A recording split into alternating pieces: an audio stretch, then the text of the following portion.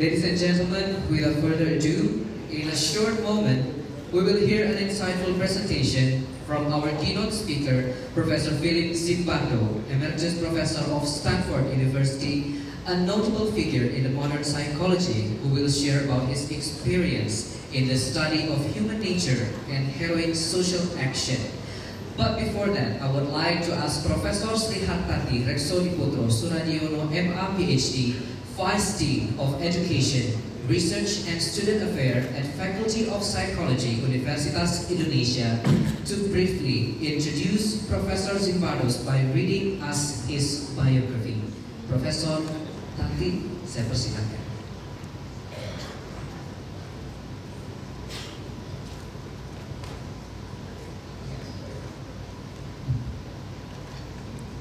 Selamat pagi, good morning, ladies and gentlemen.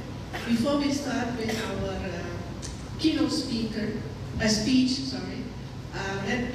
allow me to introduce you to our very famous Professor Dr. Zimbardo. Professor Zimbardo is one of the most distinguished psychologists. He has served as president of the American Psychological Association and designed and narrated the award-winning 26-part PBS series called Discovering Psychology. He has published more than 50 books and 400 professional and popular articles and chapters, among them Shyness, The Lucifer Effect, The Time Cure, The Time Paradox, and most recently a book called Math Interrupted. A professor emeritus at Stanford University, Dr. Zimbardo has spent 50 years teaching and studying psychology. Dr. Zimbardo currently lectures worldwide and is actively working to promote his non-profit Heroic Imagination project. His current research looks at the psychology of heroism. He asks, what pushes some people to become perpetrators of evil, while others act heroically on behalf of those in need? Please welcome Professor Zimbardo.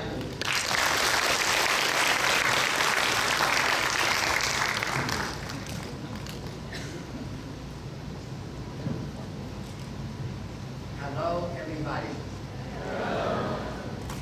I am honored to be invited to be the keynote speaker at APRISH First International Congress.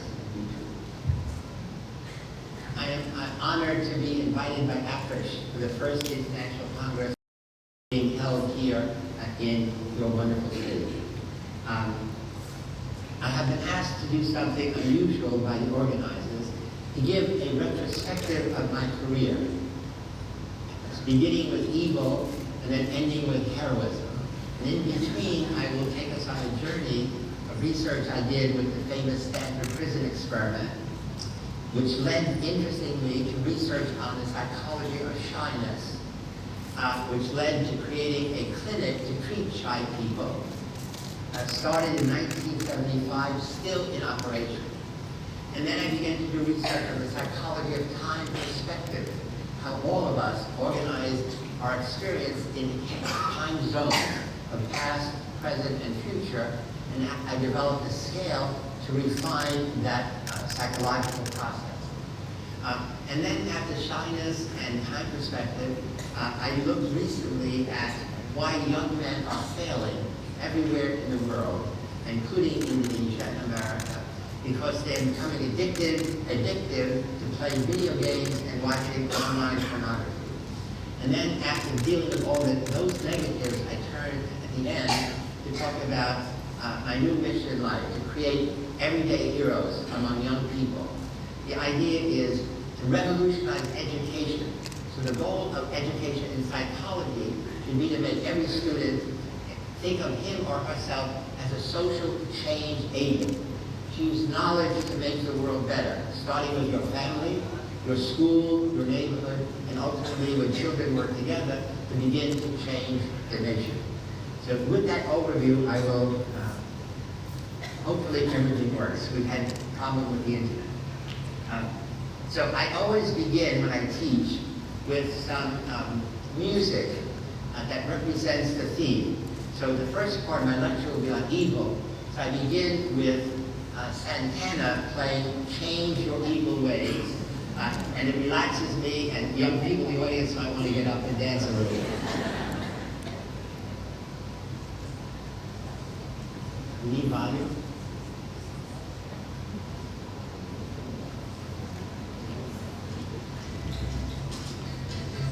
More volume. More volume.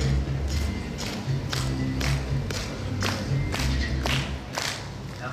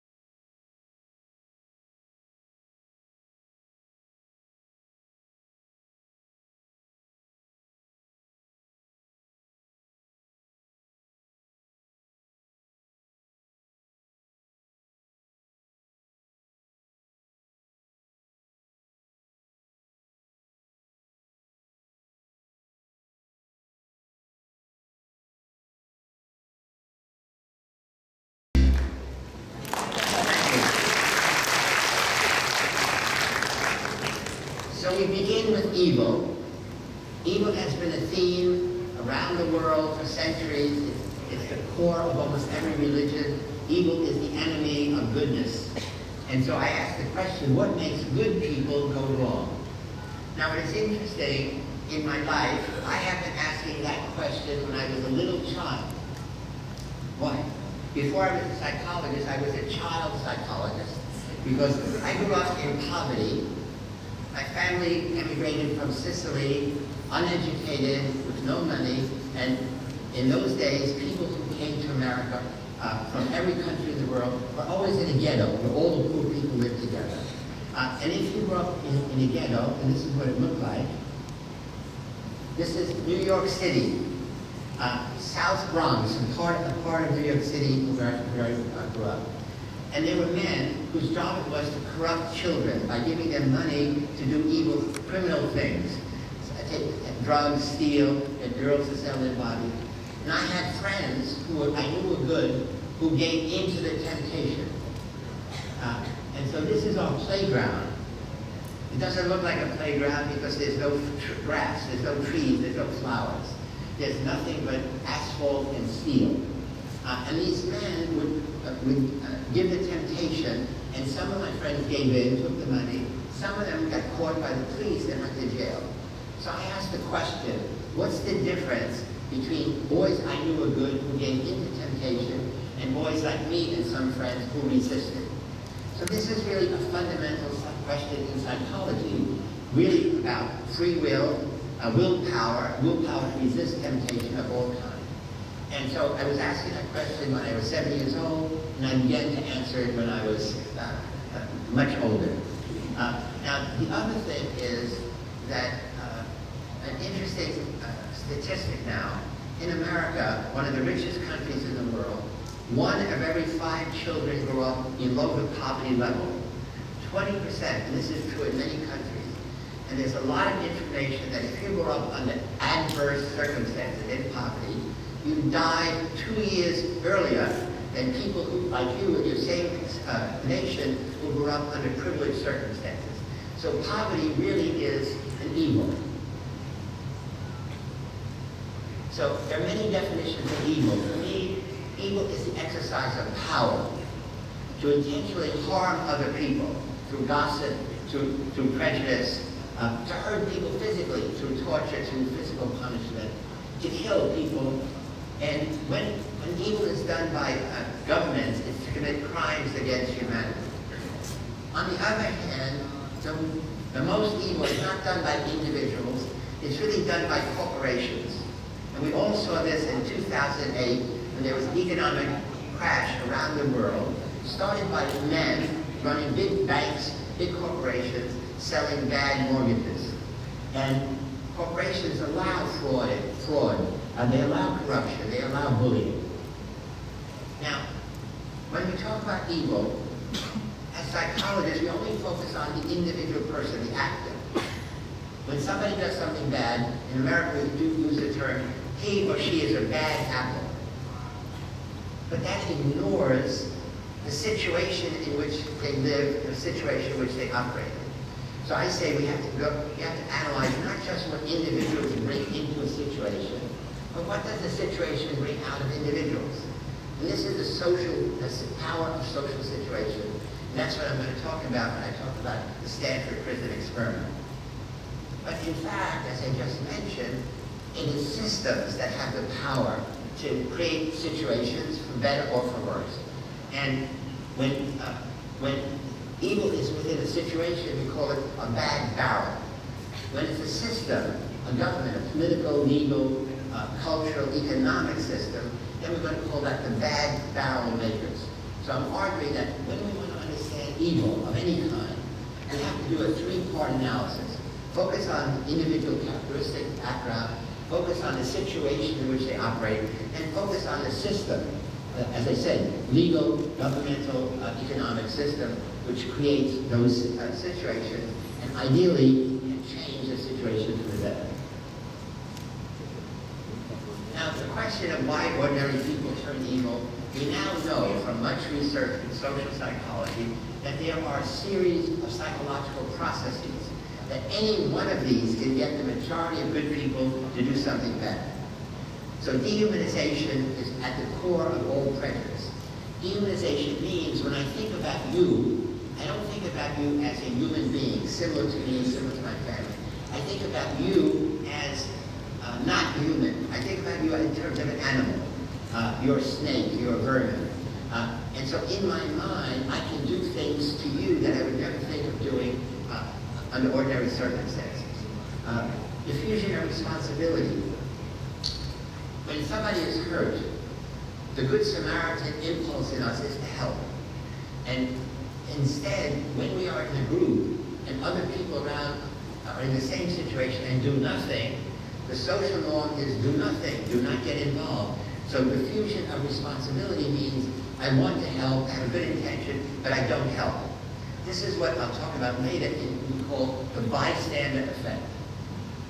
Obedience to authority.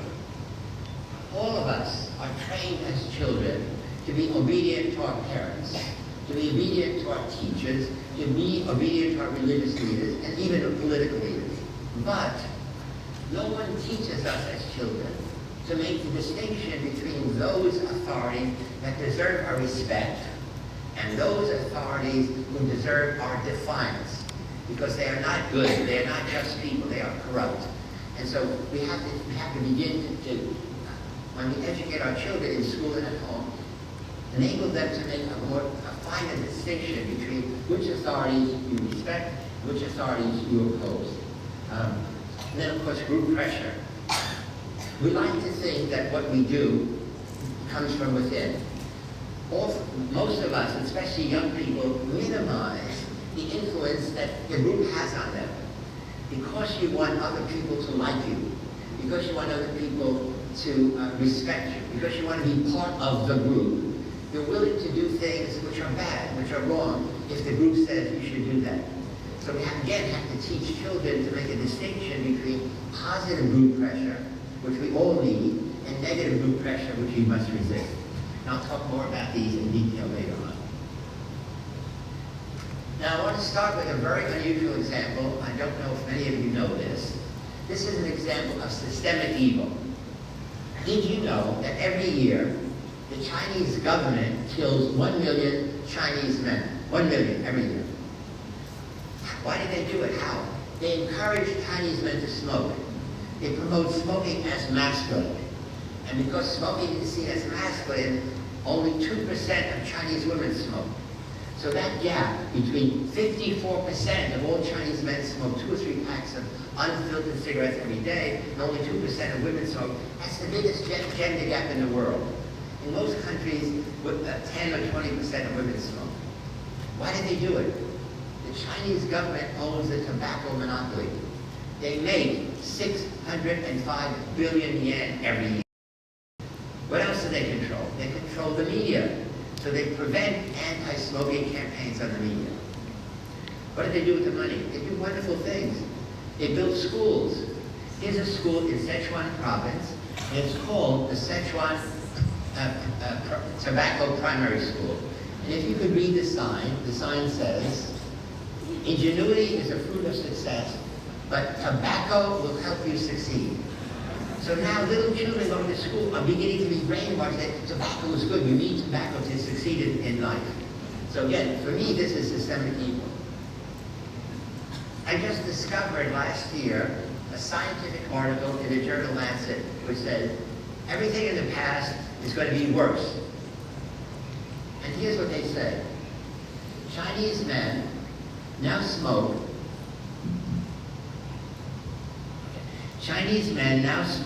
more than 1/3 of all the cigarettes smoked in the entire world. Chinese women smoke far less than any previous generation. It's now less than 2%. 20% of all Chinese men will die of smoking in this decade. 20%, that means 1 of every 5 Chinese men walking in the street now will die in the next 10 years. They say by 2030, 2 million will die, and by 2050, 3 million Chinese men will die every single year. Now, we are all worried about ISIS. We're all worried about terrorism. 50 people died in Paris. 30 people died here. 27 people died in this attack. Imagine there's a nation, the most powerful nation in the world, which is systematically killing millions of its men. As far as I know, no one is doing anything about it. So I recently was in China. I presented this information to students. I say, what can you do about it? Can you really change a system? Because in this case, the Chinese government should be embarrassed by knowing these terrible information. So, systemic evil beside that kind of evil, war, of course, genocide, I mentioned poverty, but around the world, slave labor and sex trafficking are expanding. Slave labor is individuals, sometimes whole families, work in toxic conditions in factories, for long hours, for minimal pay, and they're really like slaves to the rich owners. Sex trafficking has become the most profitable business in the world. Many men who used to do drug trafficking now do sex trafficking. What does that mean? They buy from poor families girls, sometimes boys, children. They put them in a room, and they have the customers come in and pay for their services. It's estimated that there are at least 1 million women and children who are sex slaves around the world, and they make something like $350 billion US dollars in profit. So as I said, many of the men who used to do drug trafficking, which is now prosecuted, do sex trafficking, which in most countries is not prosecuted. They just say don't do it, but there's no legal prosecution. Now I want to switch to the situational evil. In an experiment that I created way back in 1971 that you all know as the Stanford Prison Experiment. I will go through it very quickly because many of you already know this. I did this with 2 graduate students, Craig Perry, Haney, and Kirk Banks, and 1 undergraduate student, David Jackson. And essentially we wanted to see what happens when you put really good people in a really bad place. If you have a jail, if you have a prison, everybody in the prison, all the guards, all the prisoners are good people to begin with. Shouldn't that change the nature of the evil in that place? Or does the power of the situation dominate and corrupt even good people? So we put an ad in a Palo Alto newspaper, which is where Stanford University is. We said we want college students for a study of prison life that would go 1 to 2 weeks. We did this in the summer after students had just finished being in summer school at Stanford University or Berkeley University of California, Berkeley. 75 people answered the ad. We gave each one a personality test, a clinical interview. We picked 24 who were the most normal, most healthy. And then we randomly assigned them. This is what made it experiment. We flipped a coin. You be a guard, you be a prisoner, you be a guard, you be a prisoner. And then our experiment began. But again, every student knew it was an experiment. The only thing was that the boys who were going to be prisoners, we said, wait at home or in a dormitory. What they didn't expect was I had arranged with the city police to come and do realistic arrests. There was a police car with a siren whirling, handcuffing them, bringing them to a real police station, putting them in a real jail, and then my students would take them to our experiment, and then it would begin. So we began by dehumanizing the prisoners, taking away their name and giving them a number. This happens in all prison situations around the world. And they became their number. They gave up their name. The guards, on the other hand, had attractive military-style uniforms with symbols of power, billy clubs, whistles, handcuffs, and to create a kind of dehumanization, everybody had to wear silver reflecting sunglasses. At the beginning, nobody wanted to be a prison guard because in 1971, this was the time in America and many places throughout the world that students were protesting the Vietnam War, the immoral, illegal war that America started in Vietnam.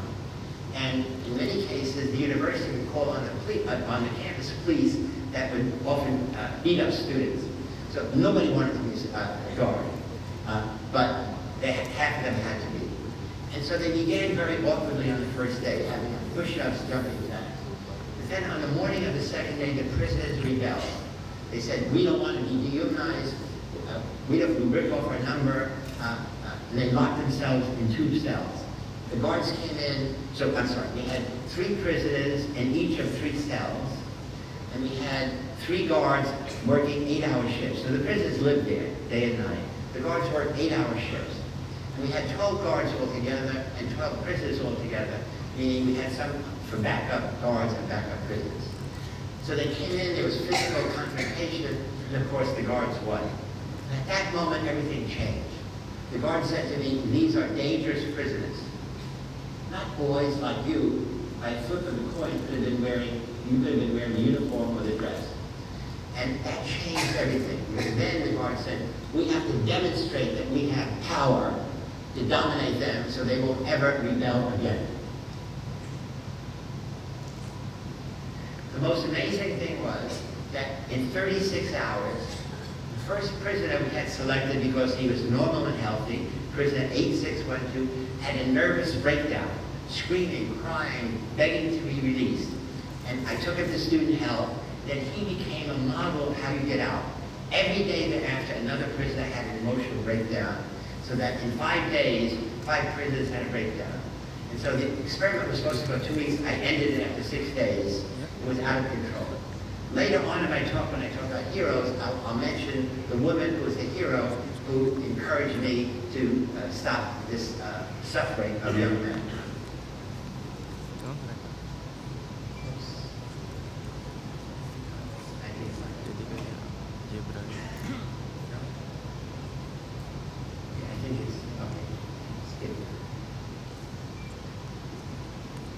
So, in 2004, in Abu Ghraib prison in Iraq, we saw images of American soldiers doing to Iraqi prisoners what my guards did to our prisoners.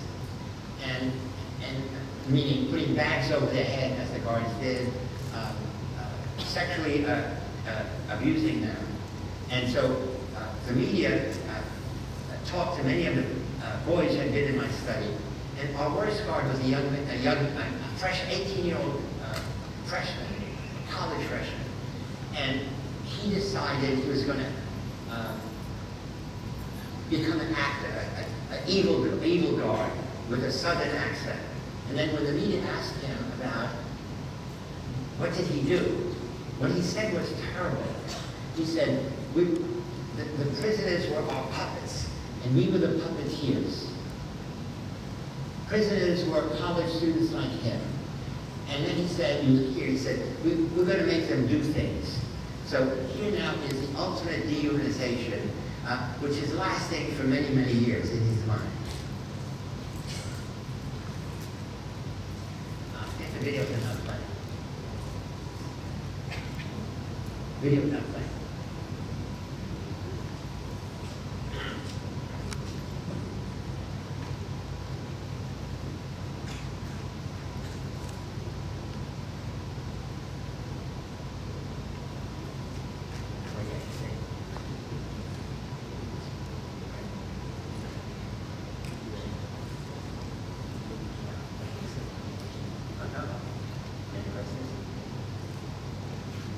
We need light.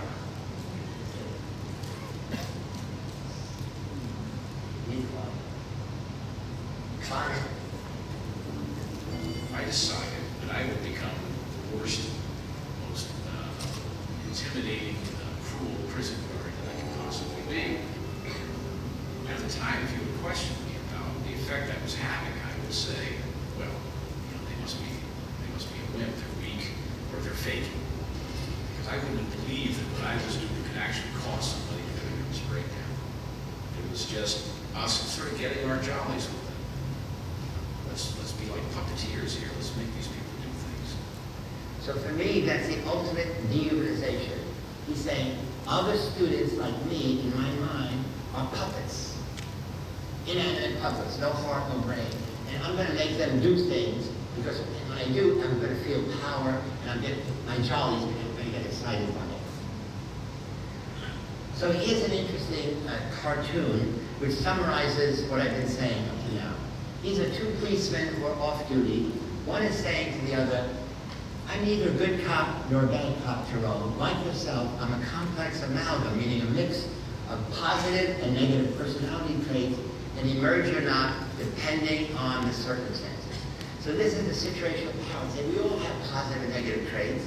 When I put you in a good environment, then essentially the goodness in you comes out. When I put you in a negative environment, then I'm encouraging the negative personality traits to be dominant.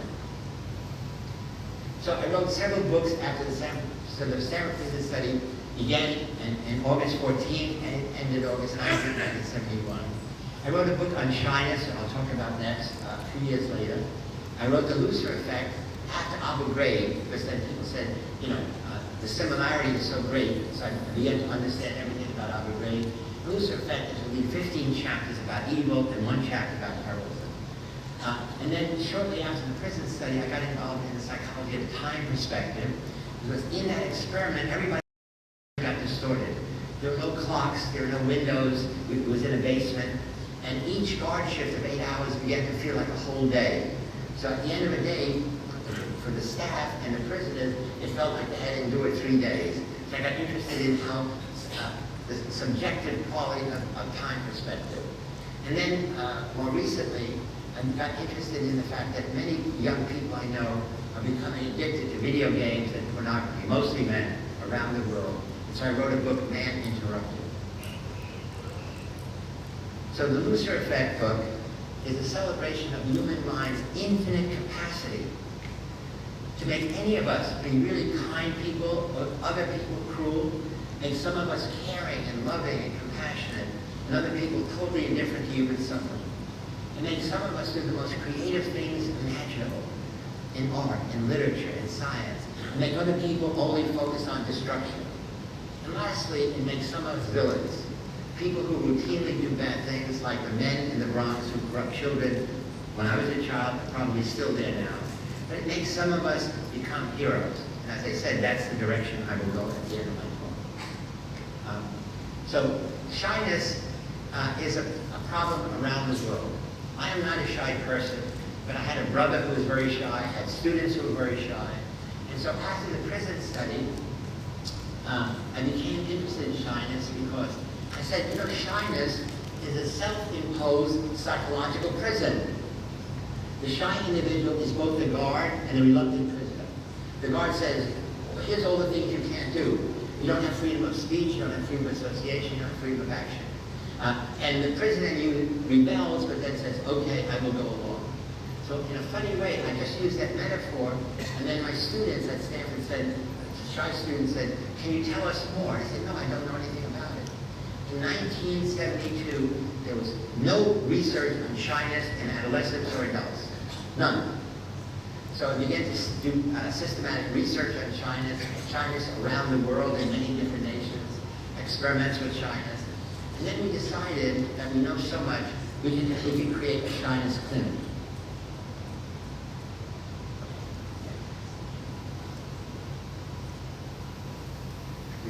Well, there are different theories about how and why people become shy. Most everyone agrees that life for the shy can be marked by inner turmoil, missed opportunities, and crippling self-doubt.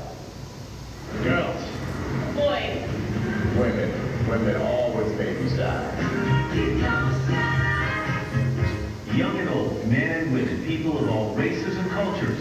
Record numbers of people say they're shy. Some may seem shy on the outside, while others are shy on the inside. Whatever the case, there's often a high price to pay. You're not as social, you can't be meeting as many people as you would like. I think it's all part of being accepted. They're afraid they won't be accepted for whatever reason. There are some people that are painfully shy and in a social situation, and you can feel their discomfort. Psychology professor Philip Zimbardo of Stanford University is one of the nation's foremost authorities on shyness and what can be done to overcome it. Professor Zimbardo, good morning. Good morning. Give me the thumbnail definition. What exactly is shyness in your terms? Well, shyness is metaphorically a shrinking back from life. Psychologically, it's a fear of being ridiculed, rejected, and unworthy of love by other people. Behaviorally, it ranges from just having awkwardness around other people all the way to isolation from other people. And socially, it strains the bonds of human connection. When scientists study this, do they tend to think that this comes from genetics, they're born this way, or the environment plays a huge role? The simple answer is it's both. Research by Jerry Kagan at Harvard indicates about 15% of all babies are born with a push toward nature to be shy. An equal number are born to be outgoing and mobile. But the figures on shyness range from 40 to 50%. So that means environment is giving a push further in that direction. And it can be anything from rejection at an early age to failures at an early age, the way your parents treat you, things like that? Yeah, well, culture plays a role. So we know in some societies, Asian societies are more shy. We found in Israel, shyness is much lower. The way you're treated, failure experiences, often seeing other people ridiculed, rejected, is enough to turn this shyness trigger. You talked about a couple of different categories in terms of shy people. You talked about the publicly shy, which we've all seen. We know what they're like. You also talk about shy extroverts. What are they? Well, we've been studying shyness since 1972. We've been first really focused on shyness in adults. And one of the categories that was remarkable to us are these shy extroverts. These are people who have learned the social language of interaction. They know how to tell a story, how to have a conversation, how to look comfortable with people. And in fact, the inner self is this terribly shy private person. Most stand-up comedians, a lot of talk show hosts, a lot of politicians, people you would never think of as shy, but are these shy extroverts. Now, what's unique about them is that they can do their number, they can fool the world only under one circumstance, when they're in their power domain, when everything is scripted, and they are in control. But you put them in a situation of intimacy, put them in a spontaneous situation, and lost. See, 50% of the people out there say they're shy. Let's help, okay? And what can those people who may be looking at the TV set right now going, man, that's me, what can they do to overcome it? Well, there's a lot of things to do. If your shyness is really extreme, and it can really mean that you almost never leave the house, almost bordering on what we call agoraphobia, then really you should get some psychological help, counseling. We prefer group therapy because shyness is a social phenomenon, so you learn to deal with people in groups. And using a technique called cognitive behavior modification, very pragmatic. So you don't focus on where shyness comes from, but what is it doing to you and how do you change that? If it's more moderate, you can use my book, Shyness, What It Is, What to Do About It, because it has exercises we developed. Give me a couple of shyness clinics. Well, first of all, shyness, if you overcome shyness, you have to take social risks. So that means that you have to say hello to people, make eye contact, smile, have an open posture rather than a closed posture. that shy people give off a body language which makes other people feel awkward in their presence. You have to practice social communication, meaning talking to people. So when you're waiting online in the supermarket, learn to make small talk, which is something that's nice. Learn to give compliments. Learn to receive compliments. We usually say you don't have to suffer in silence. In this case, you don't have to suffer in shyness. Dr. Zimbardo, Professor Zimbardo, we thank you very much. Up next, a powerlifting grandma. Right after this. So shyness is very common. When we began to study it,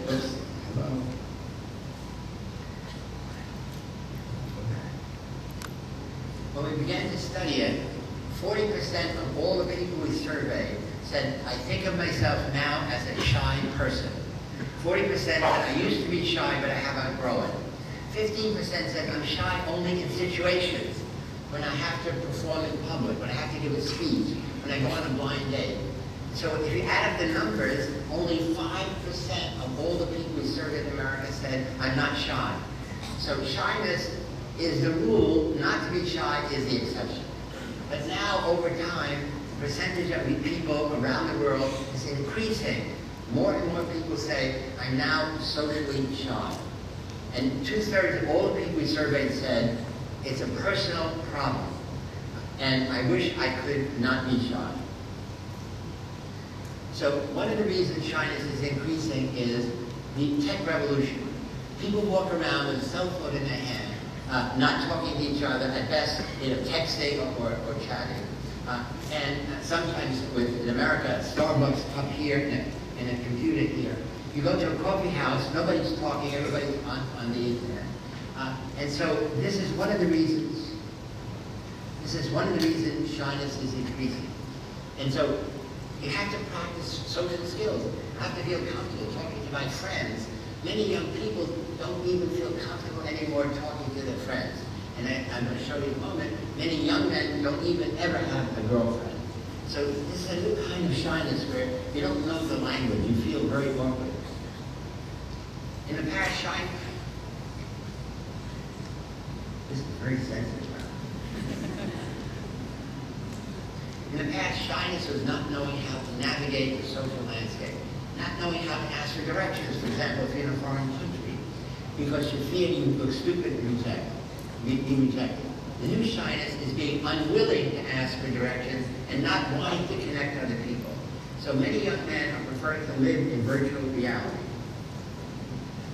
So this inability to connect has led to a major problem with men particularly. It's much more true of men than women. And I wrote a book, it's in Polish, in America, in England, called Man Interrupted. And it's why young men are struggling and what we can do about it. So we use the same analogy. We look at individual factors, we look at situational factors, and systemic factors. So again, I'm arguing as social scientists, this is something you should begin to do regularly. To say, for any problem, what do I have to know about the individuals? What do I have to know about the situation? What do I have to know about the system?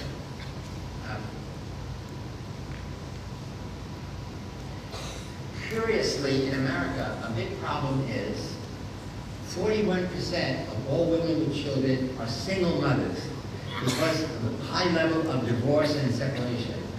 And for women who have children under the age of 30, it's 50%. That means many children are growing up with no father in the home, ever. Mothers give love unconditionally. So the son comes home with a bad report card. Mother says, try harder, I love you anyway. The mother is happy that the son is in his room playing video games, doing something, because he's not in trouble in the street. Fathers give love conditionally. You got to perform.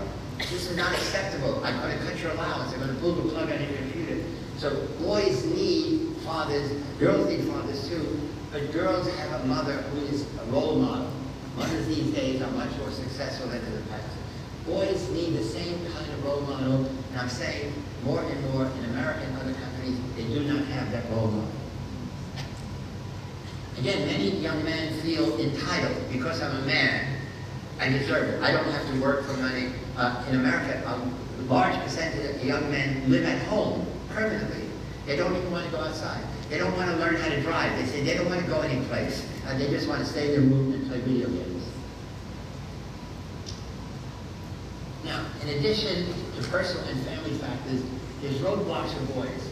In school in America, almost all elementary education has women teachers. So boys don't even have a role model as a teacher, as an educator throughout. And so we need to have, around the world, we need to have better pay for teachers that will attract more male teachers as well as female teachers. Now, here's a statistic I think you will be upset at. This is a recent survey, 2000, of educational development. This looks at the difference between boys and girls in 12 different countries. And as you see, every country, these are boys and girls who are low achievers in all subjects. Subjects are science, math, and reading. And in every country except China, boys are much worse than girls. But the sad thing, the curious thing that you have to be concerned about here is Indonesia has the greatest percentage of children who are low achievers. For boys, it's more than 50%. For girls, it's 40%. So again, the gap in Indonesia between boys and girls is the biggest, but girls are not achieving as well as they should compared to other countries, even like Brazil and Turkey and, well, the average, you can see the average of all these countries. So this is something we should be thinking about here, saying, where is that problem coming from and how can it be corrected? So we need to have more boys lead men. So I'm encouraging in every country set up male mentoring programs. The men join an internet service. They take boys out on Saturday to the soccer game, take them to the movie, etc. Limit the cell phone use. Insist on family sit-down dinner time where nobody's on the cell phone, not even the parents. Teach children to be responsible and resilient. Encourage developing a future orientation. Planning for the ahead. These young men live in what we call a present hedonistic time zone. They just want pleasure and sensation from video games and from pornography. Now, understanding how each of us has a unique time perspective can help with not only time management, but awareness of how we allocate our time. So we argue, in every family, we have a son who is a teenager. To say, this week we're going to keep a record. How many minutes do you spend doing homework? How many minutes do you spend reading? How many minutes do you spend exercising? How many minutes do you spend with your friends? And everybody does it. You will be amazed. The average boy in America now who is playing video games plays 5 to 10 to 15 hours every day. It's astounding. Because if you're doing that, the question is, what are you not doing? You're not reading, you're not writing, you're not creating, you're a consumer. You're not exercising, you're getting obese. You're just sitting, playing, addicted to these video games. And as I said, the new phenomenon is online, free pornography in most countries around the world. So, as I said, after the prison study, I got interested in the psychology of time perspective. And so I wrote a book called The Time Paradox. And the paradox is the most important influence on everything you do, every decision you make, is in your head, and you don't know it. Because you have developed a time perspective zone because of your family, because of the culture, because of the geography, and it influences your life in unknown ways. So time perspective is the study of how individuals in every country divide the flow of your human experience, your consciousness, into different time frames or time zones. We do it automatically and non-consciously. The frames vary between cultures, between social classes, nations, and people. But they become biased rather than balanced. Bias means, for some of us, like these young men, they live in the present hedonistic time zone. Most of us are here, and all of you came on time, are future-oriented. You plan for tomorrow. You plan for the future.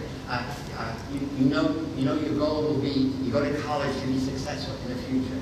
So on a Saturday night when your friends are partying, you're doing your homework. You're planning your exams. Other people live in the past. And so in my book, everything we've done, it's really important to learn how to balance when to live in the past, when to live in the present, and when to live in the future. So I developed a scale called the Zimbardo Time Perspective Inventory, ZTPI, and it measures very precisely individual differences in 6 different time zones. There's 2 ways to be past, 2 ways to be present, 2 ways to be future. Some people, when we say think about the past, they only remember the good days, success, family rituals, your birthday party, all the good things that happened. Other people, when they think of the past, only think of negative, failure, regret, all the things you didn't do, all the abuse you took. And so we call the first past positive and the second past negative. As I said, there's 2 ways to be in the present. One is to be hedonistic. You seek pleasure, you seek excitement, you seek novelty. So you're very energetic. You want to consume the world. Another way to be live in the present is exactly the opposite. You say, nothing I do makes a difference. If you're poor, that's true. I don't control anything. My life is controlled by fate, by Allah, by mystical forces, and so I don't plan. I live reluctantly in the present, and I don't take pleasure in it. As I said, there's 2 ways to be future-oriented. One is future goal-oriented. You set goals, you set plans, everything you do, you weigh the risk versus the gain, benefits versus loss. Another way to be future-oriented is what we call transcendental future, meaning for some people in some religions, life begins after the death of the mortal body. So you lead a good life, not necessarily to be successful in business, successful in academia. Lead a good life so that when you die, God will choose you to go to heaven rather than hell. So these are, as I said, the 6 frames. And there's now a lot. I have a Time Perspective international team of several hundred young people, men and women in many countries around the world, who are doing research on Time Perspective. You can use my scale free as long as you share the results.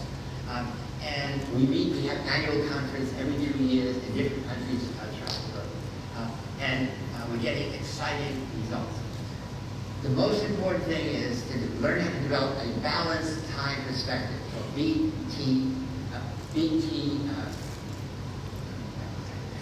BTP, which means high on past positive, low on past negative, low on present fatalism, moderately high on hedonism, moderately high on future orientation. And that balance, we show, leads to a healthier life, a more successful life in business and in academia and in family life. So the book is The Time Paradox, the new psychology of time that can change your life. And again, if there are any publishers here, if my books are not available, we can make an arrangement to get them translated into your language. So finally, what I've been trying to do for the past 10 years is inspire all youth to become everyday heroes. So for most young people in every country, these are the heroes: Superman, Superwoman, Batman. And I say, when I talk to students, I say, you know what? Every one of these superheroes has a special ability. They can fly, they can swim underwater, they can climb buildings, but none of them have what you have. Every superhero envies you. Why? Because you have a brain. None of them have a brain. They are the creation of a cartoonist. They are the output of a cartoonist's brain. And so every superhero wishes they were you because you have a brain. Now, your job is what? Learn how to use your brain to make the world better. Okay? So all superheroes, what they're doing is fighting evil, trying to make the world better, and each one can do one thing. Your brain can do it all. But the point is, many of us don't use our brain fully. And that's the job of our teachers, to encourage you how to use your brain, but it's your job to use it wisely and well and often. So what is a hero? There are many definitions of hero. For me, it's simple. It's 2 things. You act on behalf of others in need. There are always people who need your help. Or you defend a moral cause, some moral issue which you think is wrong. And you're aware that there's a risk involved. So altruism is doing a social deed, but there's no risk. You give blood to a blood bank, you give money to a charity, but there's no risk. The interesting thing is almost all heroes are modest and humble. When you say, I'll show you a credible example, you say, oh, that was really heroic, almost everything. No, I did what I had to do. Now, we need heroes for many reasons. They shift the social norm from passively complying to pro-social action. True heroes put their best selves forward in service to humanity in every country. They represent ideals that we can all aspire to. That is, I can do that, I would like to do that. So heroes are the force of good that opposes evil, and evil comes in many forms. Perpetrating evil of action and evil of inaction, not doing the right thing when you know you could. We need heroes now to combat. There's a worldwide threat to democracy going around in many countries, in Europe and America. I'm not sure here. Terrorism, allowing governments around the world to use security as a reason for restricting freedom. So in many countries, they say, in order to protect you from terrorists, we have to limit your freedom. Well, when do I get it back? Because terrorism is going to be here forever. The rising threat from major and minor dictatorships, China, Russia, Iran, North Korea. The slide toward dictatorships in many countries that until recently were becoming more open. You see in Turkey and Venezuela. And then growing resource and opportunity inequalities. So again, around the world, the rich people are becoming richer and the poor people are becoming poorer. And this economic gap, this sense of inequality, I think is fueling the rise of people willing to vote for strong dictators. Because the strong dictators say, give me your power and I will make you strong. But they never say how, especially in America. So in America, there will be an election very soon. And I cannot believe that this man will become president, but he is increasing the number of people who will vote for him. Even if he loses, it means more than 100 million Americans will vote for him. This is an ignorant man. He's a racist man. He says he will limit Muslims from coming to America. He'll limit Mexicans from coming to do labor. He is sexist. He says terrible things about women. And he lies. Everything he says is a lie. But many people like his power. He's a rich man. He's a billionaire. And so this is really frightening because this is how Hitler came to power. Simply saying, I will make Germany strong. Give me all the power and I will rule and make Germans the Aryan race. So again, it's the same message, only in a new same wine in a new bottle. But it's not only in America. In Hungary, they have this incredible right-wing government by Viktor Orban, who says the migrants are poison. They are not needed. He's directing prejudice and hate to refugees. Uses the media. They control the media. In Hungary, the enemy used to be gypsies, Roma people. Now his government said, no, it's migrants. Migrants don't. When I was there, they had some billboards saying, the migrants are coming to take your job. There are no jobs in Hungary. Migrants don't want to go to Hungary. They want to go to Germany, other places where they can get a job and education. But again, he uses this fear to unite the people. Now, 80% of Hungarians say they're against doing any help to migrants. And in Poland, where I have a hero program in Budapest. I go to several times a year. I have hero programs in many places in Poland. I should say later. They have a new legal party called Law and Justice, and they want to amend the Constitution, which is already conservative, to say women cannot get abortion for any reason. If they do, they will go to jail. The doctor will go to jail, even if the baby is deformed. Even if the baby is a cause of rape. So it narrowly lost in the election because this party is made up mostly of old and Catholic people from rural areas. And really the enemy is educated, liberal, young people. So these regimes are dismantling democracy. True democracy is a counterpoint to authoritarian rule everywhere. We need to explore the conditions that enable a potential dictator to spring to power. We have to ask, how malleable is human political behavior? What are the mechanisms of socialization for plasticity, meaning modification? How do the schools, how do families, how do communities enable young people to think more fully? What are the psychological characteristics needed to help citizens to be capable of actively participating in sustaining and actualizing democracy? What are the characteristics that every nation has to promote in their children to be more heroic? So what does it take to be a hero? In the past, the idea of heroes was special and unique.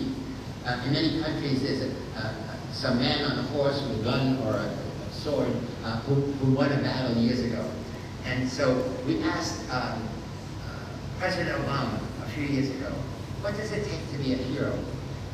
Do you need to be special or ordinary? And when he talks about, just 1 minute, a young woman named Rosa Parks, who was an African-American woman, who one day said, I do not want to sit in the back of the bus because I paid the same money as white people. And she was arrested, put in prison, and because of that, Martin Luther King used her example to start a civil rights movement that now has changed the law so no transportation on buses or trains can ever be segregated. Black people there, white people there. So he talks about her as an example of an ordinary person doing extraordinary deeds.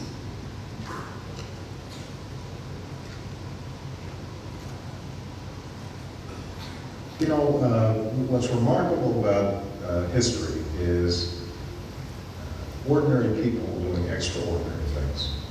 You know, last year Rosa Parks passed away.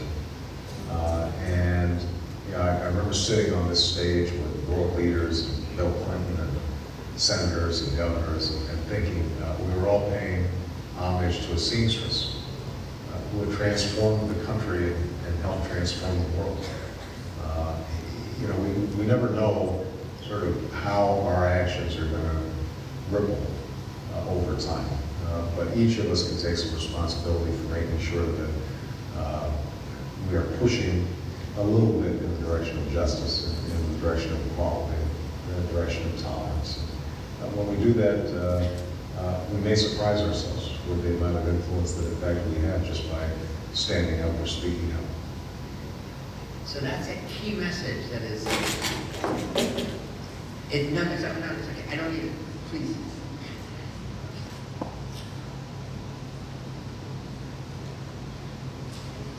So how can we begin to create this ripple effect? So it means, how do you get young people to do positive deeds every day in small ways to create, I don't need it, okay, this came out.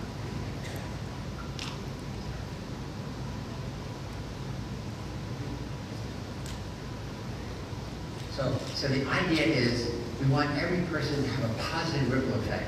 What that means is when you do something good and people observe it, you become a model for doing good. On the other hand, when you do something bad, like when you cross the street against a red light and people see it, you encourage them to do the same. So we want your ripple effect to be positive. So I'm going to go through very quickly Dr. Z's 10-step program for positive personal change towards civic virtue. So compassion, according to the Dalai Lama, is the highest private virtue. Compassion is caring for other people. I say heroism is the highest civic action. And it's a civic action and a virtue. Compassion is not an action, it's a feeling, it's a thought.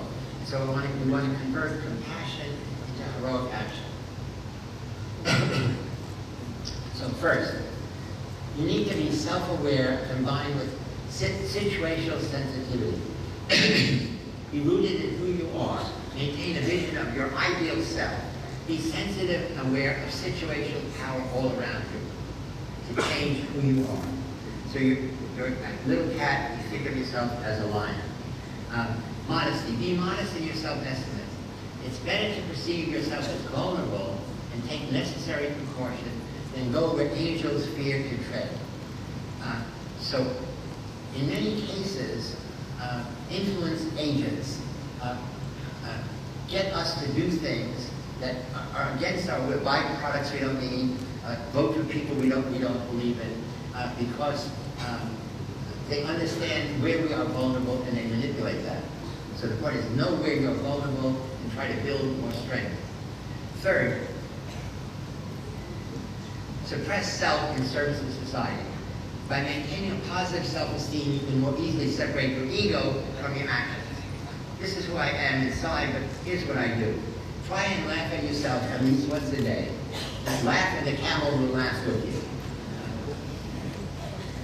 Self-honesty. Never fake it, always face it. Be accountable for yourself. We all make mistakes. The worst thing is you make a mistake and you try to override it.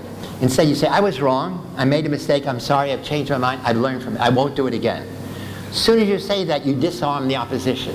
When you try to defend your mistake, well, you always end up in a bad way.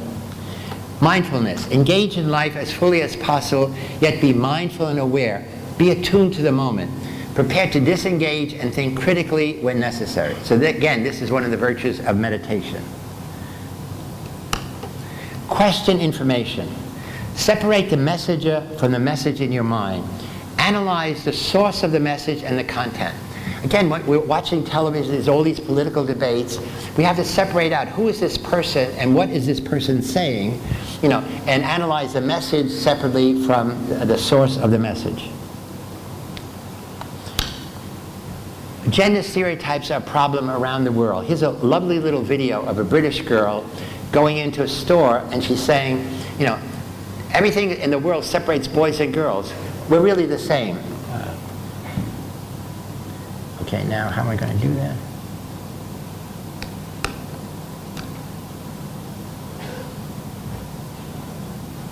Okay, Daisy, here we are in Tesco. Louder. What do you think of the clothes on offer today? Louder. Well, the girls' clothes say, hey, beautiful, I feel fabulous. The boys, desert adventure awaits.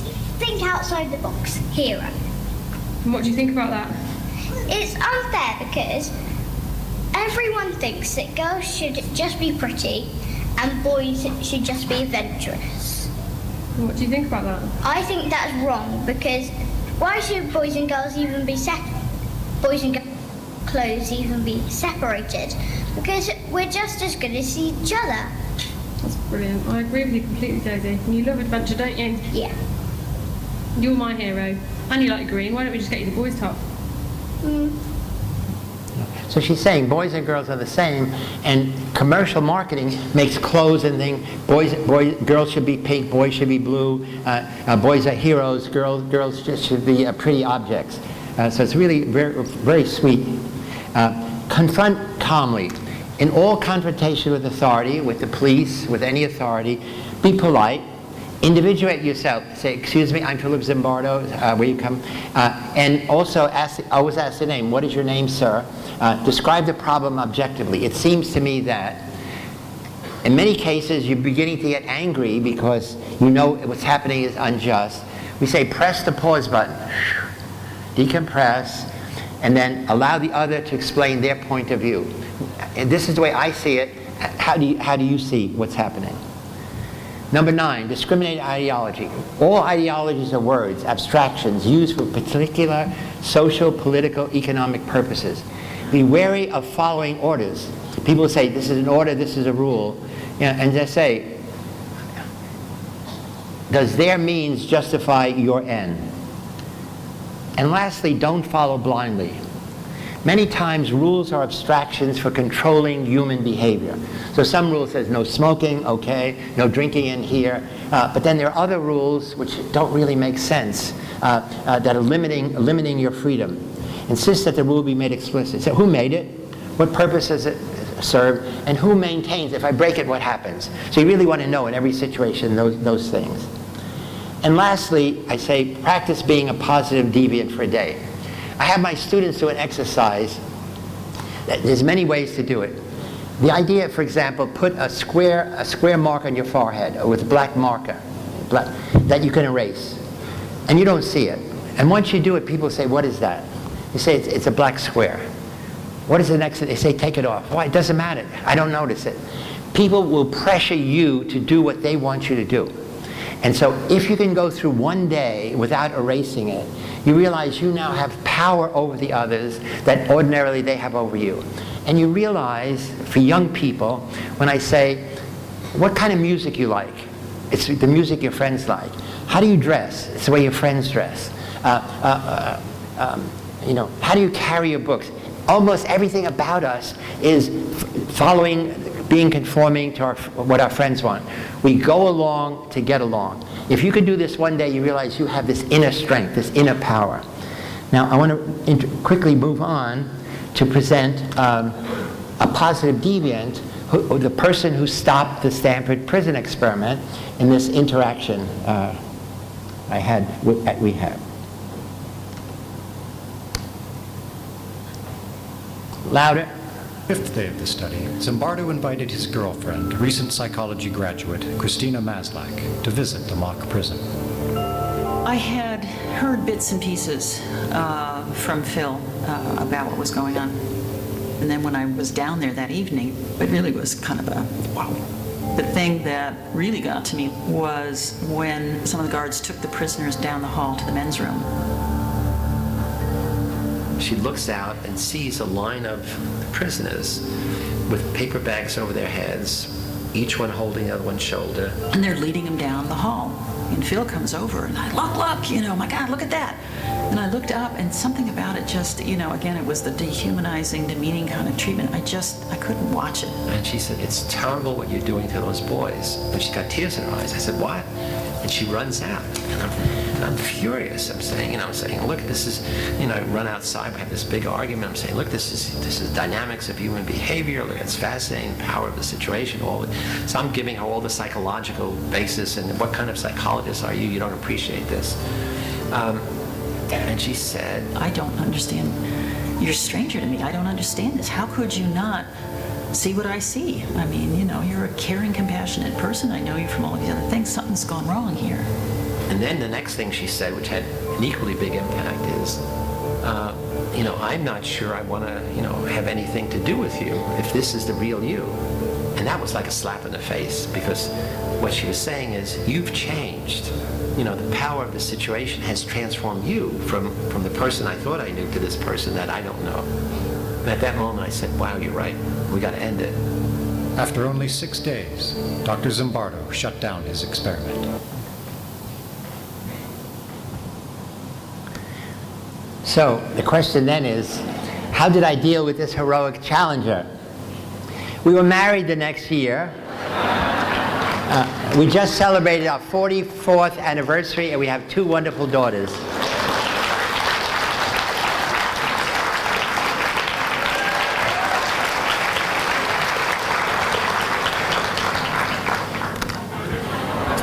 So since that time, I have given up evil, no more dining in hell. I will only promote goodness and heroism in my new life as long as I have to live. Whoops.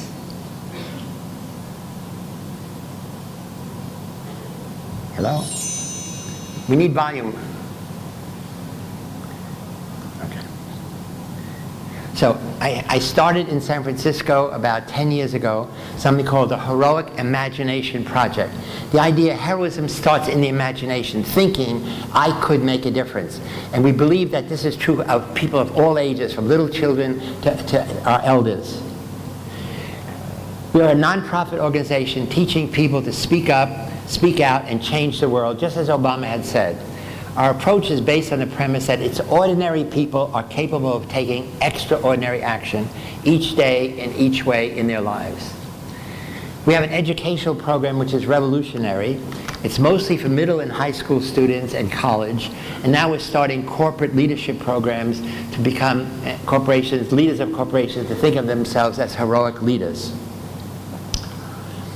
We have developed 6 educational lessons or modules, each organized around social psychological principles. So for example, we have the bystander lesson.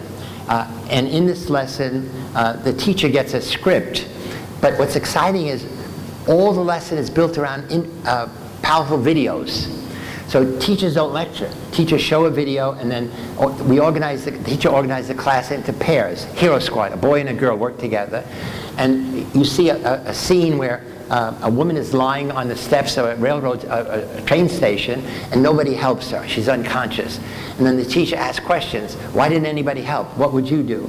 And the whole lesson, which goes 2 or 3 hours, is showing video, provoking the students, getting them to talk with each other, getting them to talk to the class, and it's really dynamic. We have another lesson on how it's incredible and really important for all of us to transform having a fixed mindset into a growth mindset. A fixed mindset is, I am good at writing books. I am bad at crossword puzzles. I'm bad at singing. I'm bad at, and so all of us, not only that, we say women are not good at math. Asian people are good at this.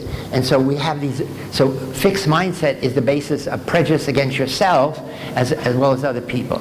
And the point is that developing a growth mindset means every ability is improvable, even perfectible with practice and effort. So it's a critical message to get to children as young as possible, and that you always can improve, more practice, more effort, and then other programs we have are on prejudice and other phenomena. But in each lesson, they're the same activities. So even though the content is different, activity, what would you do? Explore the psychology of the situation. Think of a time when you helped. How did you feel? Think of a time when you didn't help.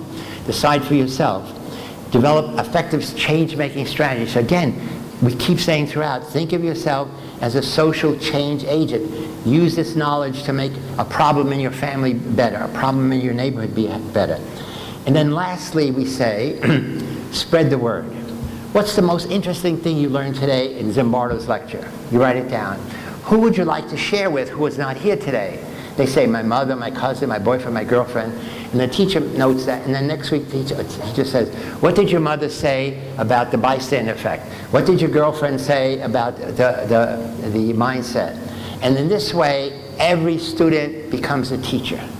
That while they're learning, they're imagining they will be like you, the teacher, and give the information away. Okay, almost finished now. So what can you do? When one person helps others in an emergency, many others join in. So we say, the power of one, be that person. You can change the world by being willing to take action. But we want the action to be wise and effective. Be an ally, support others in need. In some cases, create a hero squad. That when you oppose authority alone, the authority dismisses you, say you're a fanatic.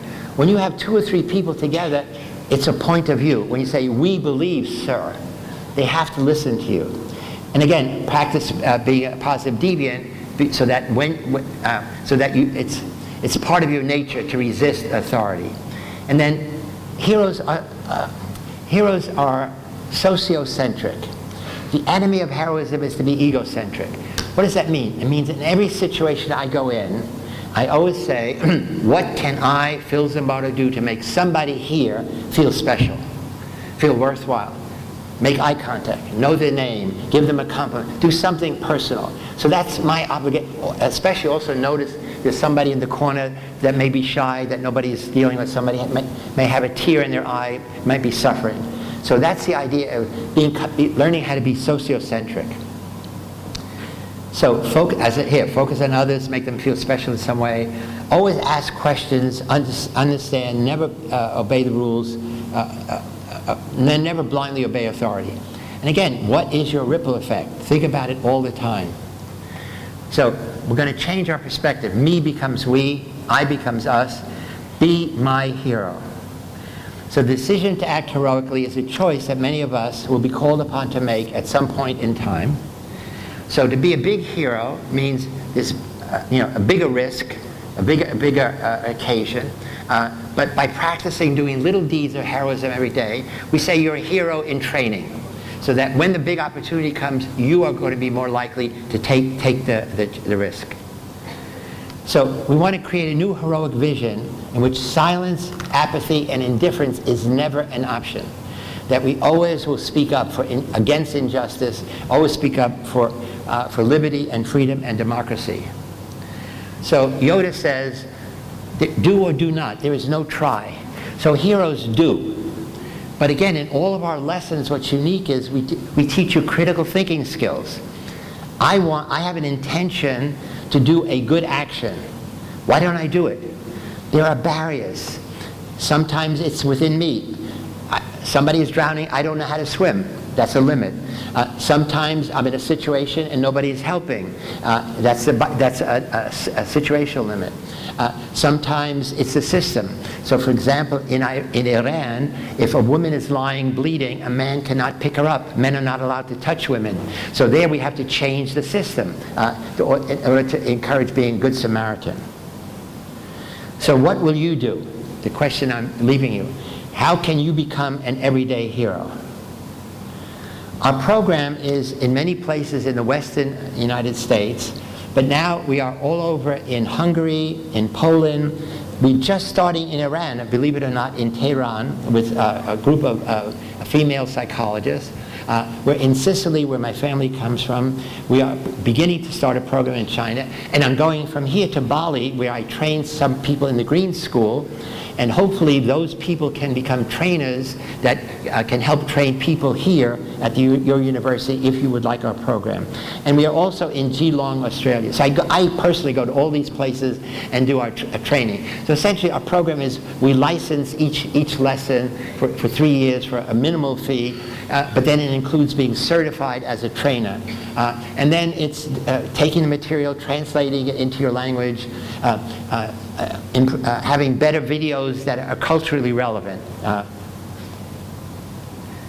So let's work together to create a new generation of heroes in your school, in your business, in your community, country, and around the world. So our hero project, these are all word cloud. Be a hero, stand up, speak out, step forward. And with that, I want to thank you. Super Z thanks you for your attention and caring. Ciao.